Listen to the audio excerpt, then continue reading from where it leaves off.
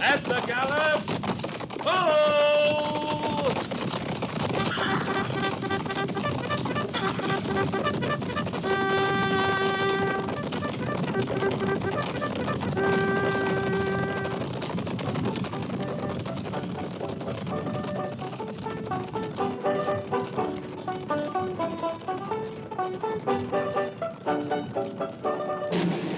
Fort Laramie.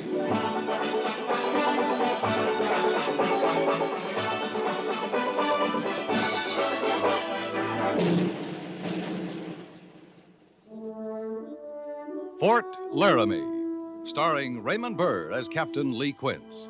Specially transcribed tales of the dark and tragic ground of the wild frontier. The saga of fighting men who rode the rim of empire. And the dramatic story of Lee Quince, Captain of Cavalry.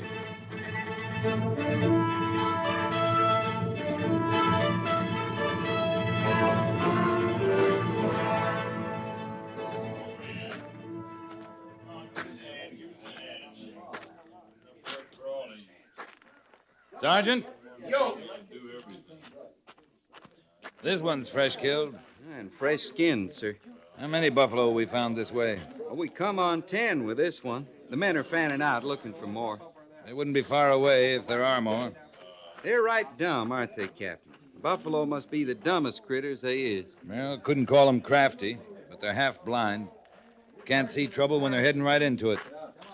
Lieutenant Seibert's back from the agency yet? Well, yes, sir. He brought the wagon. They're loading carcasses in it back by the Waller. They better get a move on. That meat'll cook in this heat. Captain, you got the feeling there's something wrong? Wrong?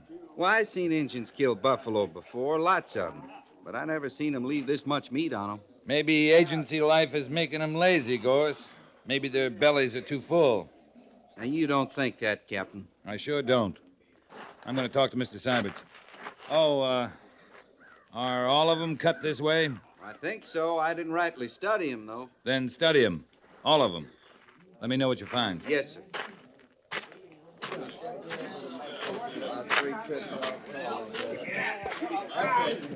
Have any trouble getting the wagon, Mr. Seiberts? Oh, no, sir. The agent seemed glad to know we were bringing meat in. That seem odd to you? Well, no, sir. I never saw an Indian agency that couldn't use food. Neither did I. Oh, excuse me, sir. All right, man, you can move the wagon now. Pick up the rest of the carcasses. Just a minute. Yes, sir. I'm going to take a look at these. Hold it a minute.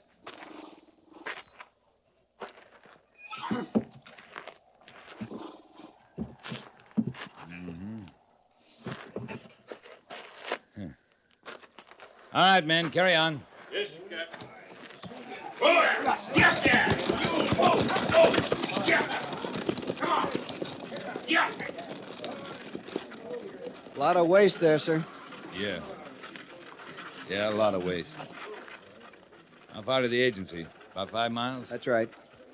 You went there, you got the wagon from the agent. He said they'd be glad to get the meat. That all he said, Mr. Seiberts? I think so, sir.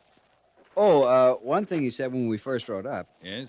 He asked us if we'd been engaged a battle. Uh-huh. Said that early this morning he heard a lot of gunfire. Yeah, I'll bet they did. Captain Quince, sir? Yes, Sergeant? I studied them carcasses, all of them, like you said. They're all cut the same way. Skinned? With the hump ribs cut away? And that's all. The men locate any more? No, sir, just the 10. According to Mr. Seiberts, the Indian agent claims he heard a lot of gunfire this morning. Well, it was a clear morning. The sound would carry all right. You saw the wagon tracks, Captain. Yeah, I saw him. Tell the men to get a move on with their loading, Sergeant. Form a detail to haul the carcasses to the agency. Yes, sir. We'll rendezvous at the fork of the Rawhide and proceed back to Fort Laramie. Yes, sir. Captain Quince, what about the wagon tracks? All right, Jenkins. You see these tracks here? The fresh ones? From the wagon that was just here. That's right. Now, over here. There. You see those? Yes, sir. They're not as fresh, but you can sure see them. Our wagon wasn't over here, Captain. And it wasn't down there where they're loading now. Or over yonder where the last carcasses were found. Well, that's right, sir, but... Indians don't hunt buffalo with wagons, Mr. Seiberts. And when they kill buffalo with guns or arrows, they don't just skin them, cut the hump ribs free, and leave the rest to rot in the prairie. From its horns to its chips, Indians use all the buffalo. You think white men did this, Captain? I'm thinking white men. And if buffalo hunters are moving up to the high plains, we got trouble, Mr. Syberts.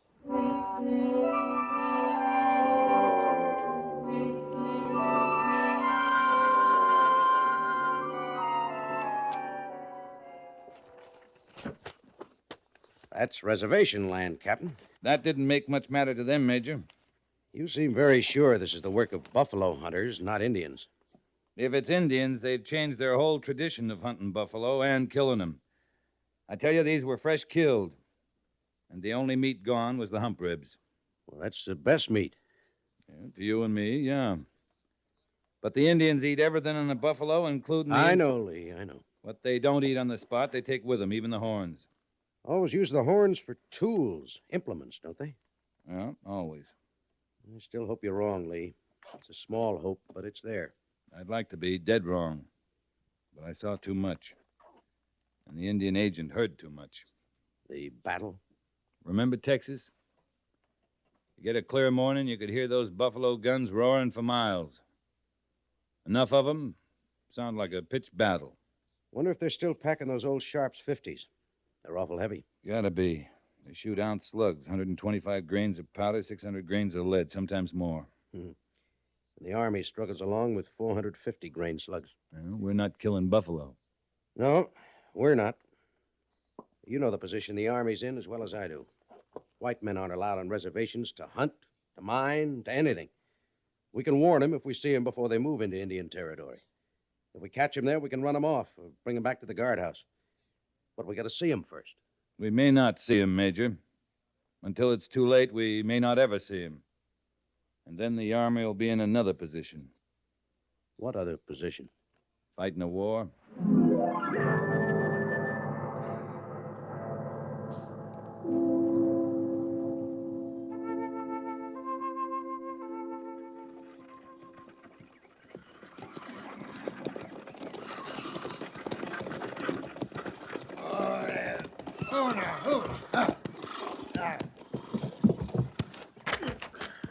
Don't you go roaming off now, Goofy. I want the wagon here so we can load it.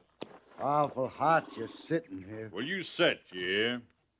I hear. Hey, soldier, this here the sutler store? That's it, mister. Much obliged.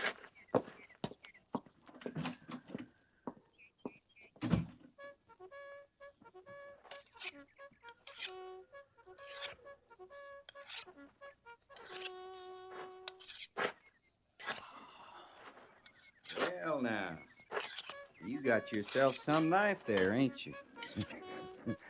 Sharp as your eyes, soldier. Straight blade, huh? This one is. Got 'em curved, too. They're nice. You like curved knives better, do you? I like what I need. Sometimes I need a straight blade. Sometimes I need 'em curved. What kind of man's got a need for knives, straight blade or curved? You goading me, soldier? I'd be a fool to goad a man sharpening a fine knife. Yeah. You would. You'd be a plain fool. There's a fine edge coming. Fine edge. It's your business cutting things? Let me show you that curved blade, soldier. Now, look at that. Ain't that pretty the way it half circles? You think it's pretty? It fits your neck, soldier. Right close and neat like. Now, that's what I call pretty. The fit of it. Pretty enough. Looks dull to me. It gets dull. Cutting. Before I cut a man's throat with it, I'd see it was razor sharp. I will. I'll tend to that right now. But I'll keep that straight blade handy. In case I run into a soldier who wants to goad a body. I knew a man like you once. Looked the same, acted the same, talked the same. He was from Texas, this man I knew. A lot of good men from Texas. This man, he was a skinner. A lot of good men to skinners. This man, though, he got himself killed. How's a man gonna get himself killed skinning buffalo? He made the mistake, this Texas man, going into Injun territory. Went up into the Injun Nation. Got himself killed. You don't know nothing about skinning. I heard about this, man. You're dumb, soldier. Dumb as can be. I ain't dumb enough to skin buffalo in Injun country. I make $50 a month in my keep. With that, I get 50 cents a head on every buffalo I skin.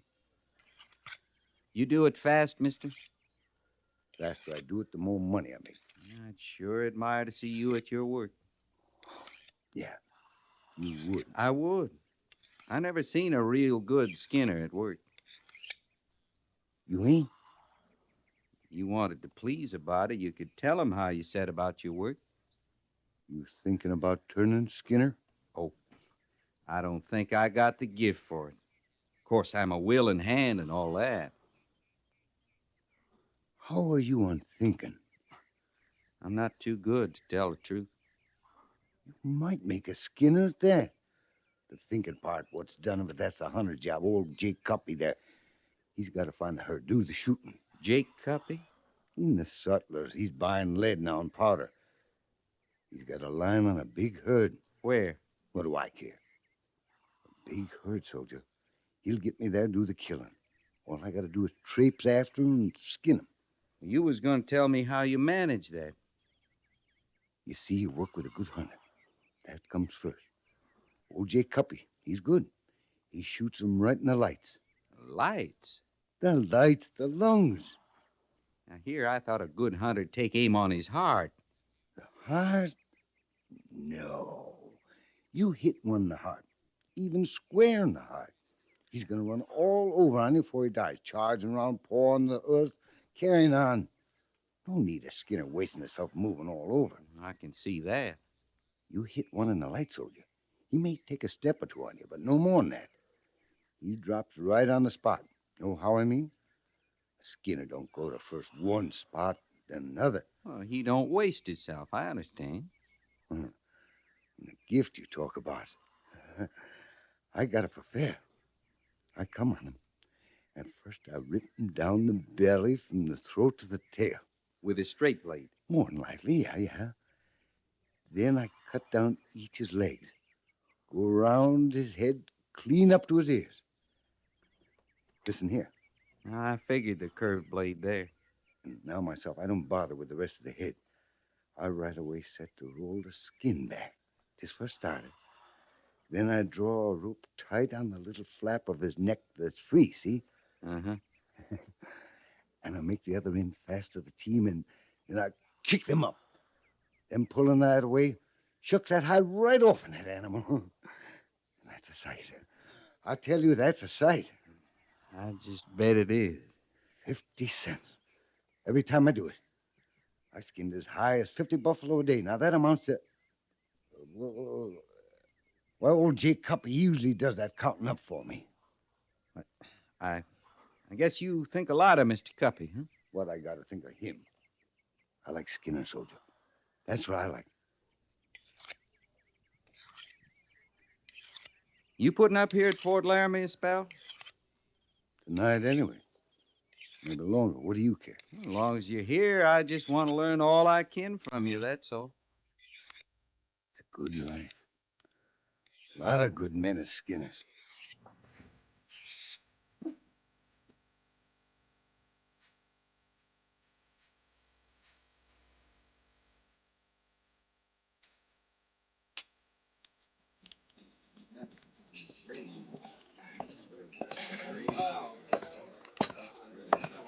Your name Jake Cuppy, mister? How's that? Your name. It's Jake Cuppy? You don't want to steal up on a man that is eating, Captain. Might make him edgy. I make you edgy, mister? I'm getting over it. Sit down as long as you're here. Oh, yeah, I'll move my rifle aside. You got your eye on it, too. I seen big 50s before. I declare it opens a man's eyes, stopping off at an army post. First they tell me I'm welcome to put up with the enlisted men here, and then the only ones that come poking around are officers. That so? How come you know about big 50s? Lieutenant claimed he never seen one before. Mr. Sybert's never saw a buffalo hunter before. Well, he's seen one now. Where do you find them? Like him, so full of book learning. We find all kinds, mister. Yeah, well, you found one there. Now, he's up on all the law in these parts. I'm not talking about your army law now. I'm talking territory law. I think that's how he said it. Something about there's a time of year you can't shoot what Lieutenant calls wildlife. There's a law. About hunting? First Territorial Assembly passed it. It's called wildlife conservation. Well, I declare. In here, I thought the Army was a shooting outfit. It is, mister. Now, I'm going to tell you what I told the lieutenant. You're going to make laws out here. You make them about the Indians. But you leave a white man to his work. You hear? Must be you've shot up all the herds in the South Plains. Oh, I wouldn't take all the credit for that. Others got their due coming. I'm gnawing at you, Captain. Same way you're gnawing at me. You spoke your piece. Now, why don't You're wrong, mister. That's another thing. I'm almost never wrong. There's treaty law that says you can't go into Indian territory. That means all the land north of Fort Laramie. I'm getting a mite worried about the Army. Ain't they doing any killing no more? We're obliged to warn you.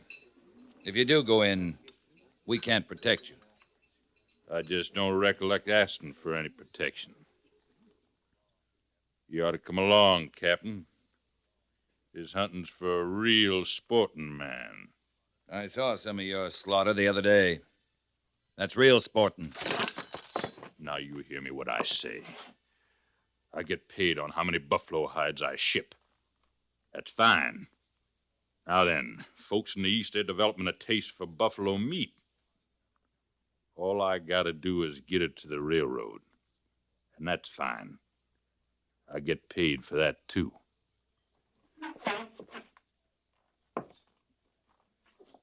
I'd hate to have to fight a war on your account, mister.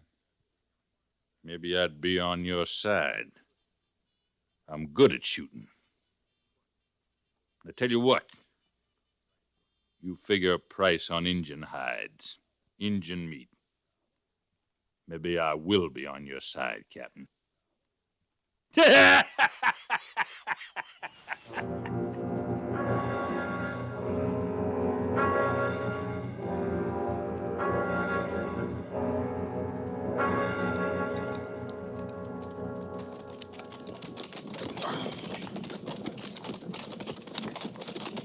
is Kit Carson country, isn't it, Captain, along the Powder River?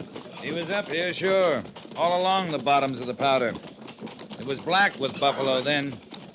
Well, the big herds are still up this way, aren't they? The Indians think so. That's good enough for me. And for Jake Cuppy, apparently. You take men like Kit Carson, now he was a trapper, a hunter, but you hear good things about him. The Indians liked him. You're not comparing Carson to Cuppy, are you, Mr. Sybert? No, sir, I'm trying to figure out the difference. Both seem to be after the same things. Seem to be, maybe.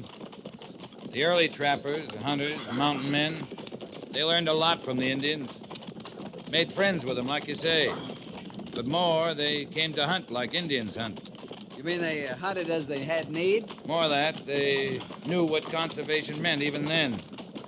That if you kill more than the herd can bear young, you'll run out of quarry. A man like Cuppy now, he likes a slaughter. I hope we find him, Captain. I hope we find him. In time, Mr. Sybert. The wagon tracks we're following, Captain? Now, what about them? Well, looks like they stopped just ahead, sir, right at that line of trees. Patrol! Halt! They could be in there, Captain. Cuppy and Gulfy. They could, Mr. Syberts. Come on, Gorse. Yes, sir. Sergeant Gorse and I are going to move flat into the trees, Mr. Syberts. Have the patrol stand to cover us. Yes, sir. One shot out of those trees, and you move in. Right, Captain. All right, Sergeant. Run crouch down to the brush. Then we move flat in their bellies. Yes, sir. Let's go. Oh, the boys, skirmishers, prepare to charge.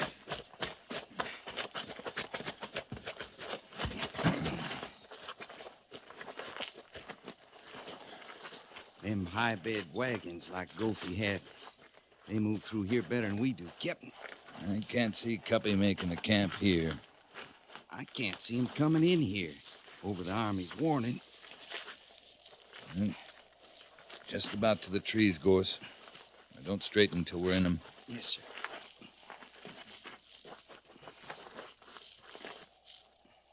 All right, now. They're not as thick as they look, Captain. Well, there, ahead there, Gorse. The wagon.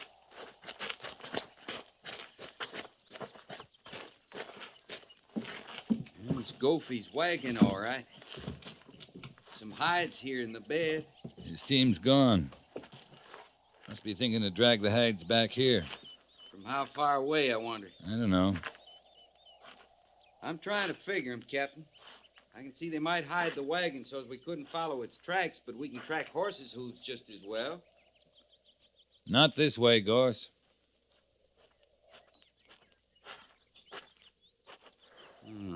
Grain sacks. Well, sure.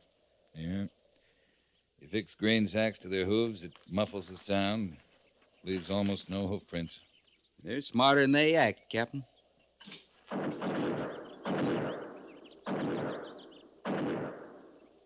Are they, Gorse? Buffalo guns. That's one sound they can't muffle. Come on, Sergeant.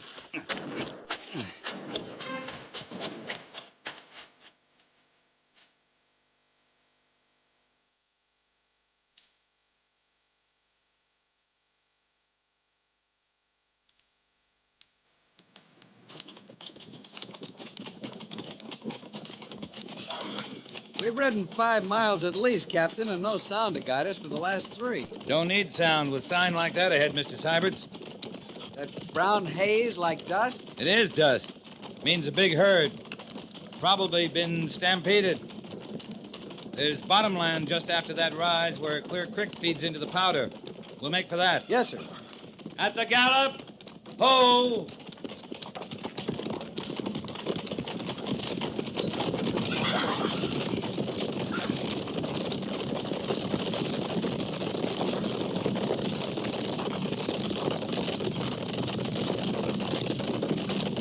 Control!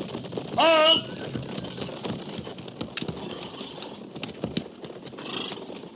Ride out with me, Mr. Syberts. Yes, sir.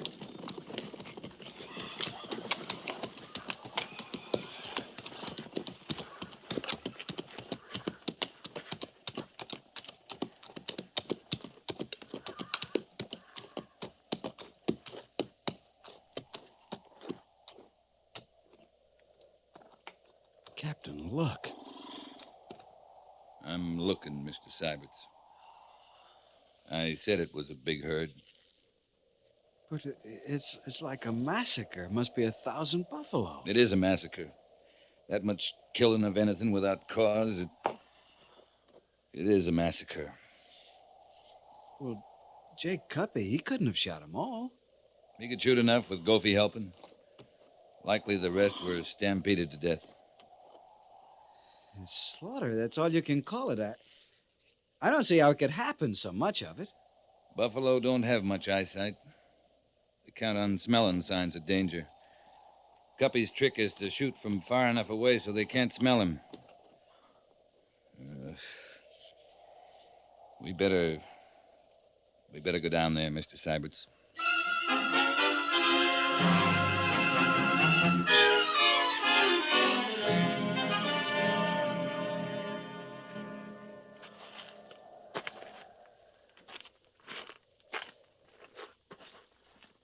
Cuppy, would he cause all this and then hide out, Captain? He might. Knowing we'd be coming after him. Knowing he and Goofy couldn't hope to haul them all out before we got here. You seen any that's been skinned? No, sir, not a one. Captain Quince, over here.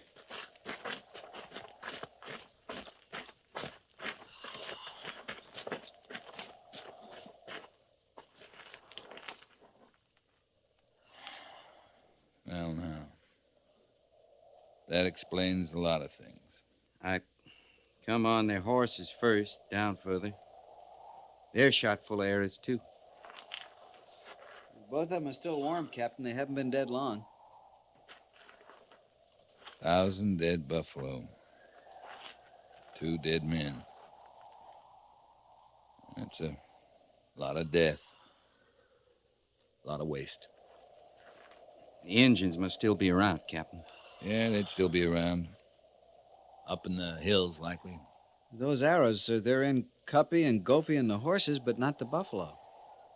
The Indians weren't after buffalo, Mr. Syberts. Come on, let's move out. Captain? We'll have to fight the Indians for this? Not today. Not this patrol. But this isn't the last of the buffalo hunters. More'll come all the time, and we'll fight wars over it. We've got to just leave things this way? The sooner we go, Mr. Syberts, the sooner the Indians will move down and get the meat and the hides. Sometimes all a man can do is turn, walk away.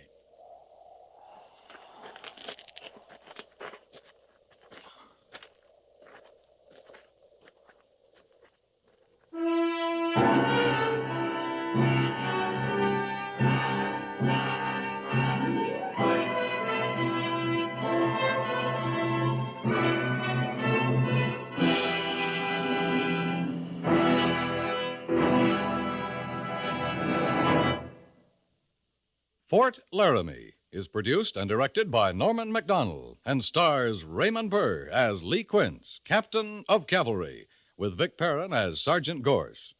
The script was specially written for Fort Laramie by Kathleen Height, with sound patterns by Bill James and Ray Kemper. Musical supervision by Amerigo Marino. Featured in the cast were James Nusser and Barney Phillips. Jack Moyles is Major Daggett, and Harry Bartell is Lieutenant Syberts.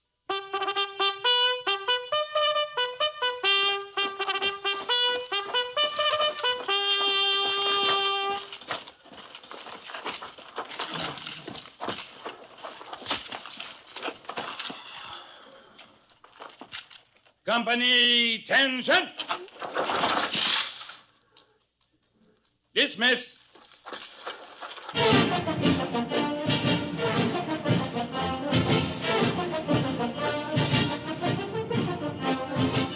Next week, another transcribed story of the Northwest frontier and the troopers who fought under Lee Quince, Captain of Cavalry.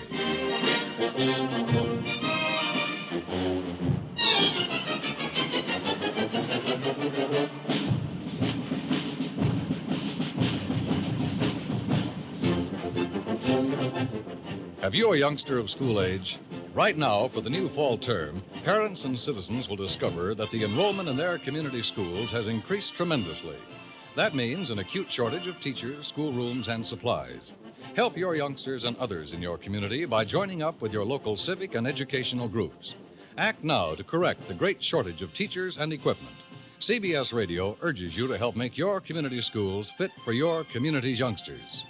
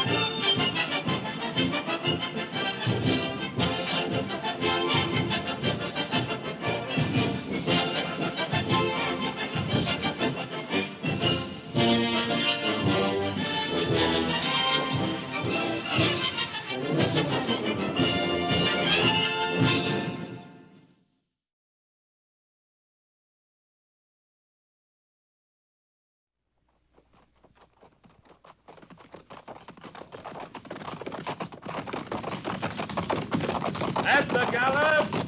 Follow!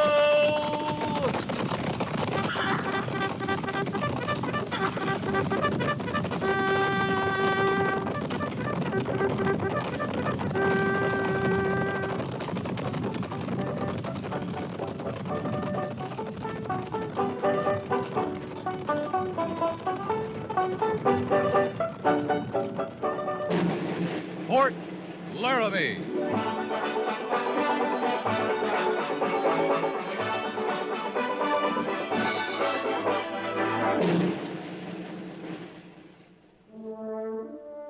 Fort Laramie, starring Raymond Burr as Captain Lee Quince. Specially transcribed tales of the dark and tragic ground of the wild frontier. The saga of fighting men who rode the rim of empire. And the dramatic story of Lee Quince, Captain of Cavalry.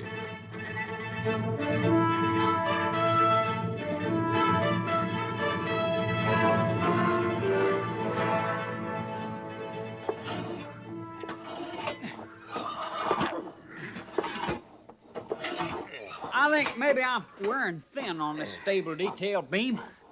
This is 3 days running we drew this duty. Anytime you want to tell me something I don't know, I'm willing to listen, Harrison. Tomorrow morning, come fatigue call, I got a mind to bust out of line and volunteer for something more elevating.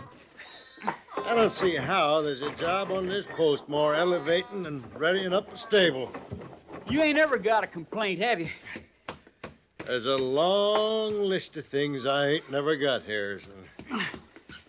A man ought to want change in his life. He ought to seek it out, try for it. Change, that's what keeps a man's interest alive. When you bust out a line tomorrow morning, why don't you volunteer for post chaplain? Now, you think you got off a good one there, don't you, Beam? You're just right pleased with your fine touch of humor. I thought you knew I was comical. Oh, I'm standing here near busting laughing. That's how comical you are. I'll make this arrangement with you, Harrison. I won't talk to you if you won't talk to me. I'd admire to do that. I just admire to.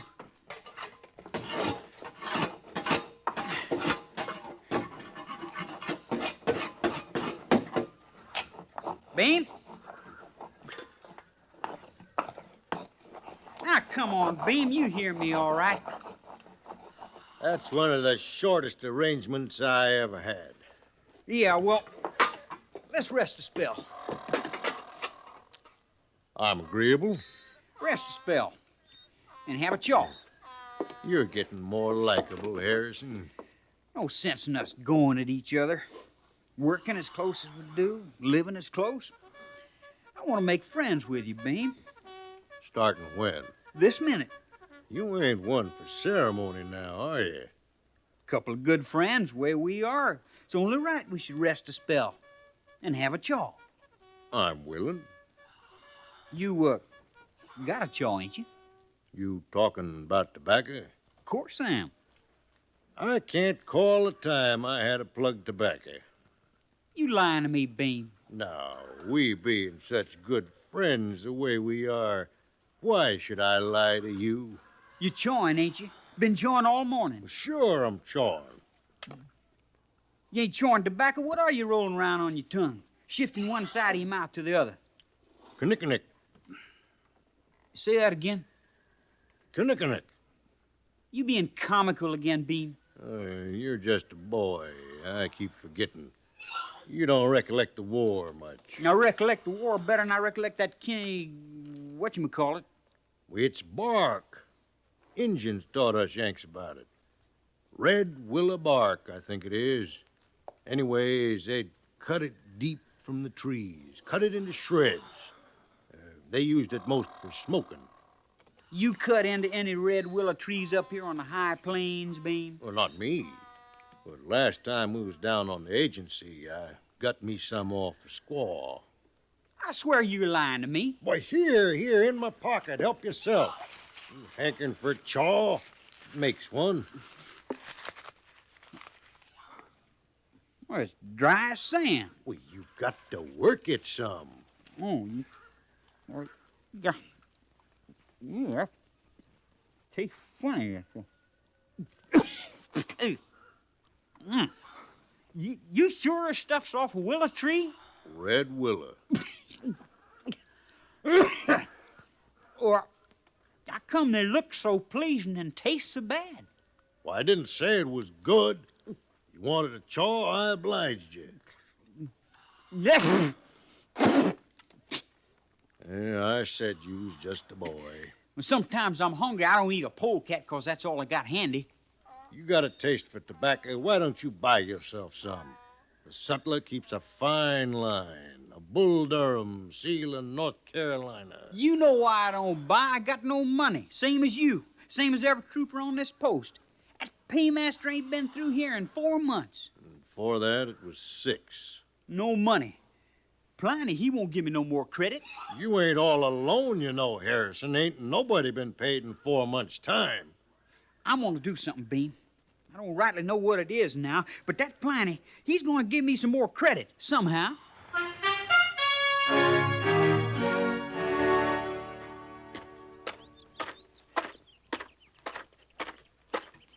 Major Daggett, sir? Oh, Captain Quince. He's about to send for you. Yes, sir? I thought this morning's drill went very well. Seem to. But there's one thing that's becoming a problem. Selecting my orderly for the day. I want you to give some thought to it. In what way? Well, as I say, the drill seems sharp enough. Soldiering generally is good. The men are keeping the post in good order. The men themselves are the problem about this orderly business. Let's see now. The book says the neatest and smartest trooper will be chosen as orderly of the day for the commanding officer. It's supposed to be an honor, Captain. A recognition for good soldiering. Lately, my orderlies have been smart enough, but the neatness is severely lacking. I'll speak to B Company about it, sir. We still employ laundresses at Fort Laramie, Captain. And the clothing allowances are far better than they used to be. Well, when they come. Now, what do you mean by that? Just that the paymaster hasn't stopped here since mid-spring. 4 months. I'm aware of that. Summer soldiering's tough, Major. Campaigns are hard, weather's hot. Neat and clean is a big order. A good soldier will still make the effort. Pass the word, Captain. Yes, sir. Oh, now then. You want to see me about something? Yeah? The paymaster. I wondered if he's heading our way at all. Are you running short of funds, Captain? I'm not asking for myself, sir. Let's see. Last word I had, he was here at Fort Omaha. And with the stops to make between here and there, I can't say with certainty when we should expect him. That'd mean stops at Fort Kearney, McPherson, here at the North Platte Station, and Fort Mitchell before he gets here. Unless he cuts off down to Fort Sidney after he leaves North Platte Station. Well, 4 months is a long time for the men to go without pay, Major. I know it. Unfortunately, the route and schedule of the paymaster is not within my province. Oh, are there hardship cases, Lee? I'm hearing no complaints directly. I don't like it either. But they're fed and clothed, and I'm sure Pliny's doing the best he can in the way of extending credit. You are? Well, he'd be a fool not to. Pliny likes money, Major. Got a real respect for it. I don't think he feels just the same toward extending credit.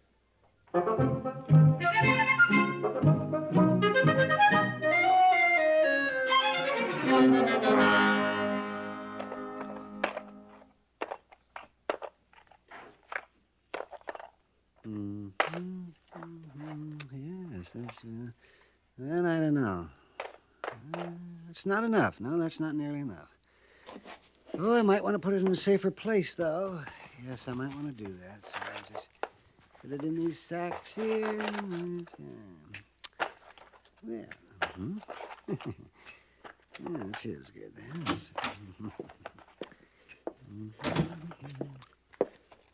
Morning, Pliny. Be with you in just a minute. What do you call that stuff? Why, money, Sergeant.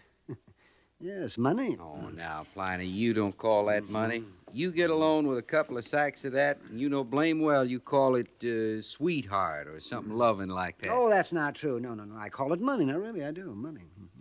What you gonna do? Bury it, see if it'll grow? Indeed not. That can be very dangerous, burying money. Just get these sacks here. Say, you're getting some shin plasters in there with the big bills. Oh, my, I wish they'd quit making them. It's confusing. You think you got a nice roll of bills, and then some of them 3-cent notes get in there, and gee, Besides, it won't, you know. It won't? No, indeed. No, indeed. An exploded theory years ago. What is? If you bury money, it will not grow. Well, now, I learned something today. Yeah, yes, many years ago, too. Let's see here. Now. There, that completes. Fine. Now, I'll just put these sacks in my safe and everything. Are you wanting to buy something? What kind of cigars you got? Oh, we got some fine Havanas, just the best there is. Here, I keep them over in the cabinet by the door, under lock and key. Pliny. It's me, Sergeant Gorse. Yes, I see who it is. Oh, yeah. Well, I've got long 9s, supers, and short 6s. And I got a 3-cent shin plaster. Where? Right here. Oh, yes. Yeah, so you have. 3 cents. Well. Mm-hmm. Now, these short 6s are nice. They give 'em away in saloons. Oh, what? They give them away? Free? Try not to think on it, Pliny. It might make you queasy. Free? Oh, my goodness. Sometimes I pay as high as a cent for 2 of them. 2 for a cent? Well, now, I might let you have 1 super, but just 1, mind you, for 3 cents. I had my mouth set for a long 9 after supper. Oh, now, you don't really expect that, Sergeant. A long 9 for 3 cents? Why, I'd stand to lose. Oh, yeah. Let me see now. How much would I lose You'd on stand to make 2 cents easy. But these are from New England, Sergeant. Tell the truth, I'm running short of them. Now, this is the last barrel, and You're practically forcing me into a saloon, Pliny. You're really desperate for a good smoke, aren't you? Not near as desperate as you are for my last 3 cents. You, won't bandy this about the post? I could bandy my head off, and there wouldn't be no run on your store, Pliny. The way that paymaster takes his time, I stand to be one of the few men at Fort Laramie that's still got a 3-cent note. Yes, well, now, let me see. Long 9? Well, I don't know. All right, help yourself, Sergeant. 2-1 for 3 cents.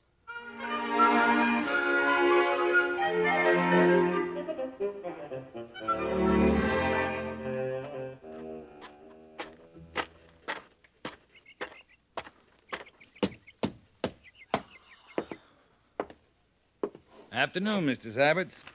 Oh, good afternoon, Captain Quince. Working on your journal and taking the air at the same time, huh? Too hot in my quarters, a bit more of a breeze out here. You feel the breeze off these plains. You're an optimist, Mr. Sabbats. It's hot. Hot as sin.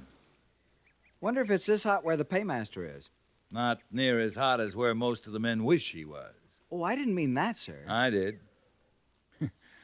You feeling the pinch, too, Mr. Sabbats? No, sir. I'm fine, thank you, Captain. I was just thinking maybe it's the weather delaying the paymaster again. Last time it was snow. It was last month, wasn't it? Well, last month you passed that tobacco around among the men. My uncle sent it, the one in Connecticut. I wrote him, sort of suggested it'd be nice to get some more, but either he hadn't gotten the letter yet or he didn't get the idea. It was a good thing, Mr. Sabbats. Thank you, sir. You still serving on the Council of Administration? Oh, yes, sir. Yes, I am. Still have charge of the post fund, do you? That's part of the duty. How much money in it? Let me see now. I have the exact figures in the ledger up in my quarters. I'll run up and get Oh, them. never mind that. You got an idea how much, haven't you? Well, I'd have to think a moment. According to the general orders, the sutler pays 10 cents for every officer and enlisted man. That's 10 cents a month, payable every 2 months. About $30 a month, then. Roughly that. $360 a year. Have we had any cause to disturb it recently, Mr. Sabbats? Well, we bought garden seeds a couple of months ago. That's in accordance with Provision D of the general orders. Mm-hmm. And before that, we took some out to buy newspapers. That's according to the last part of Provision C. I just wanted an idea of how much, Mr. Sabbats. I think close to $500. Very close to that. Suppose we let the men draw on it till the paymaster comes. Draw on it? Yeah, borrow it. For what purpose? Tobacco, beer, whatever use they want to put it to. But the general orders are specific as to the uses of the fund, Captain. I'm aware of that, Make but an independent decision. That is to say, this order comes from the Adjutant General's office. I have a copy of them here. When I was appointed to the Council of Administration, I made the orders part of my personal record. No need to read me the orders, Mr. Seibert. Oh, no trouble, sir. I'll be glad to refresh my own memory. Here it is. General Orders number 22, dated April 7, 1866. Well, the first part deals with the sutler requiring that he make this payment for the privilege he enjoys as post-trader. I just thought if the men could look on it like it was their own money, not a handout. Oh, here's the might... part I was talking about, sir. The post fund is to be used for A, the expenses of a bakehouse, B, the establishment of a post school for uneducated soldiers who might desire schooling. Oh, and for the children of the soldiers. I was thinking more like a plug of C, tobacco. the establishment of a library and the purchase of newspapers. D, for the purchase of garden seeds. Oh, that's the provision I mentioned previously. Tobacco or a glass of beer. You know, this hot weather, a man ought to enjoy a glass of beer. And if then he finally, provision E provides... Mr. Seibert's. Yes, sir? I'm getting the idea there's no provision for beer and tobacco when the paymaster's late. That's correct, sir. I'm sorry to say that there isn't. Well, thank you for your time, Mr. Seibert's. Captain Quince, I could get a letter off to the Adjutant General's office asking for clarification. Oh, no, that's a bad habit to get in, writing Washington for clarification. You get into that, you'd have to give up soldiering.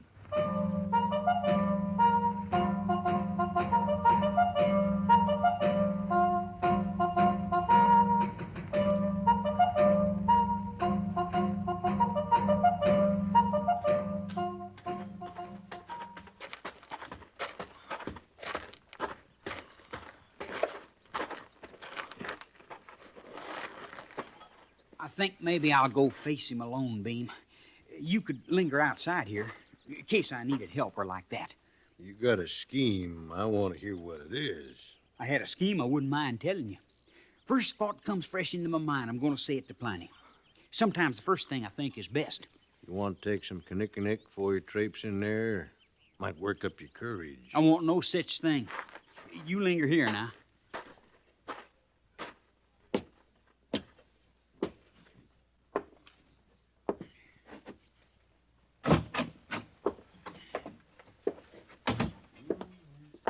Look around if you like. Be with you as soon as I close the safe.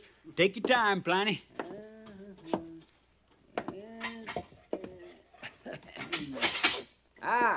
we are. Now then, what can I do for you? It's you, Trooper. I thought it might be a customer. I mean to be. Now, what I had in mind... Trooper Harrison, we've been through this before.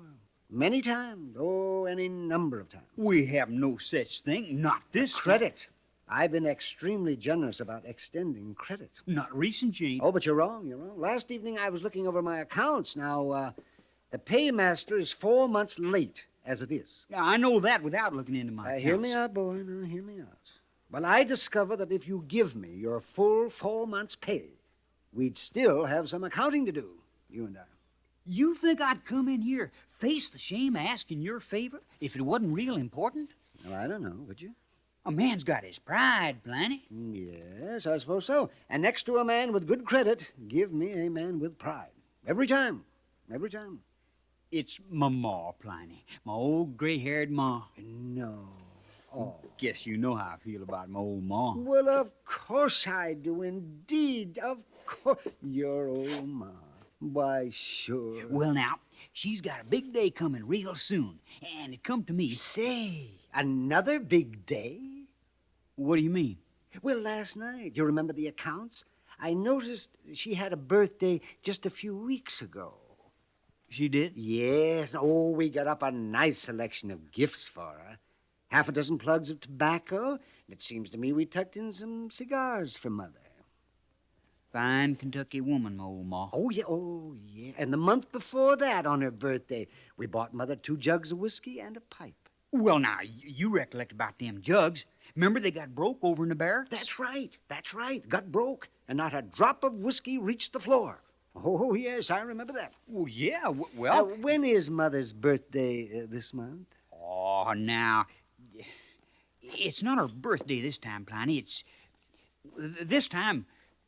Well, this time she's... Hmm?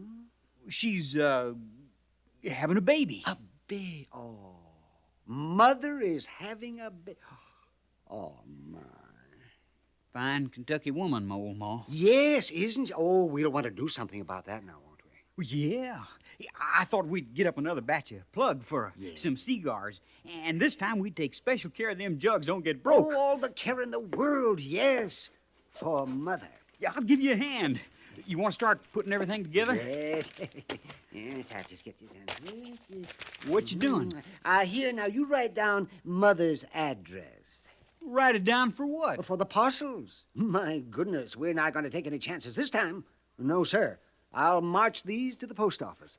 Mail them to Mother myself. Oh, Pliny. No extra charge, none whatsoever.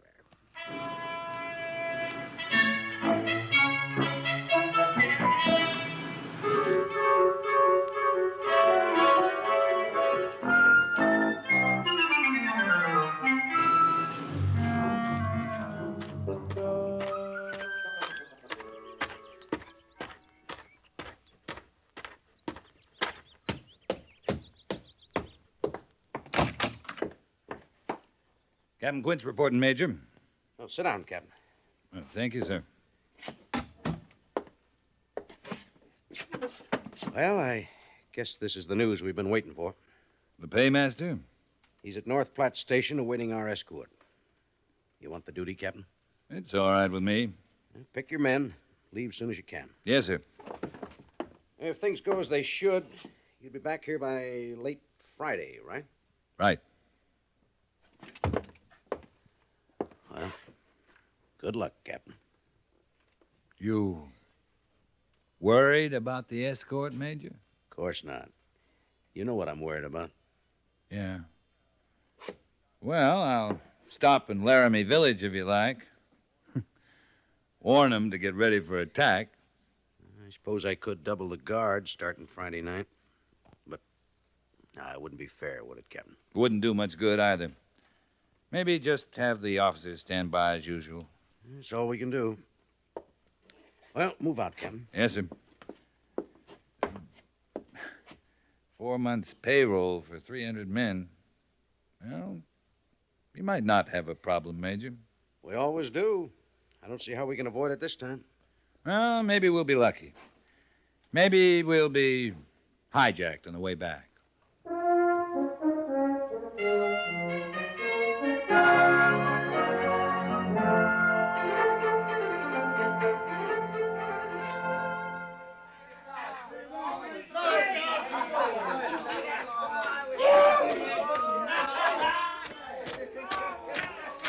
I came as soon as I could, Captain.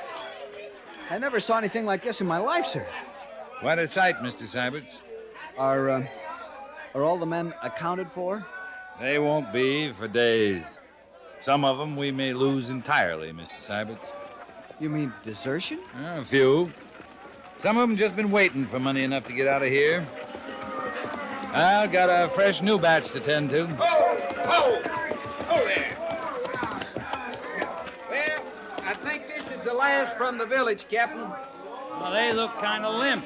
Yeah, and I had to help them get that way, sir. Harrison there bought a raft of lead powder in town. He had in mind to blow Piney up, he said. Well, the hospital's full. They're stacked 3 deep in the guardhouse. I'll just take them to their barracks, Sergeant. Yes, sir. Yeah.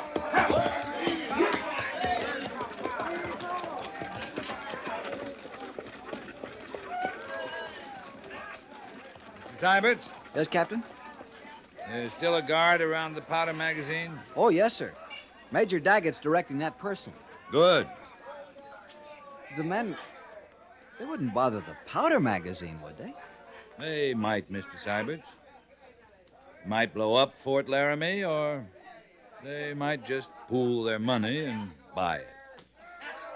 This army might do anything on payday.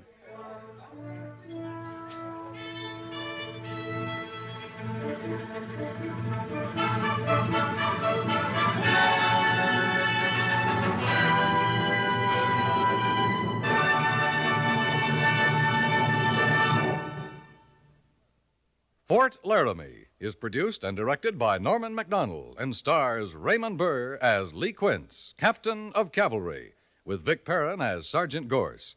The script was specially written for Fort Laramie by Kathleen Height, with sound patterns by Bill James and Tom Henley. Musical supervision by Amerigo Marino. Featured in the cast were Howard McNear, Sam Edwards, and Clayton Post. Jack Moyles is Major Daggett, and Harry Bartell is Lieutenant Seiberts.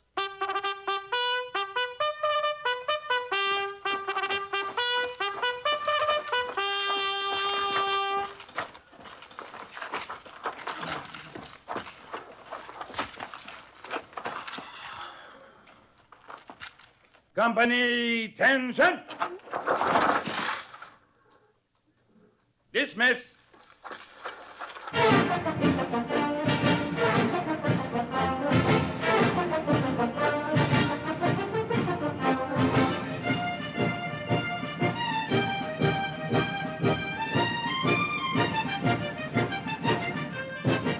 Next week, another transcribed story of the Northwest frontier and the troopers who fought under Lee Quince, Captain of Cavalry.